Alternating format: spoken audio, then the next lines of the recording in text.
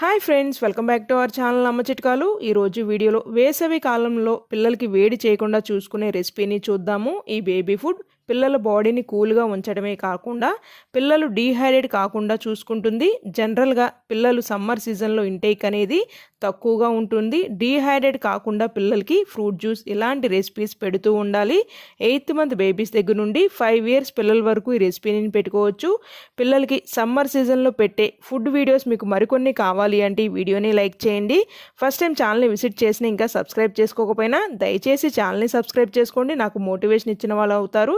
ఈ baby food కోసం 3 tablespoons పెసరపప్పుని శుభ్రంగా వాష్ చేసుకుని 20 minutes పాటు నానపెట్టుకోవాలి. 3 tablespoons సగ్గుబియ్యం కూడా వాష్ చేసుకుని 20 minutes పాటు నానపెట్టుకోవాలి. 20 minutes తర్వాత సగ్గుబియ్యం మెదిపి చూస్తే ఇలా మెత్తగా అయిపోవాలి. మరొక్కసారి సగ్గుబియ్యం పెసరపప్పుని వాష్ చేసుకుని గ్రైండ్ చేసుకోవడానికి అవసరమైనంత నీళ్ళను పోసుకుని ఫైన్గా గ్రైండ్ చేసుకోవాలి. మీరు పెసరపప్పు ప్లేస్లో రైస్నైనా తీసుకోవచ్చు. ఇలా ప్యూరీ లాగా గ్రైండ్ చేసుకున్నది ఒక గిన్నెలో వేసుకుని 400 ml వరకు వాటర్ని పోసుకుని మధ్య మధ్యలో తిప్పుకుంటూ కుక్ చేసుకోండి లో ఫ్లేమ్లోనే. ఈ రెసిపీ మీరు లంచ్ టైంలో చిన్నారులకి పెట్టొచ్చు.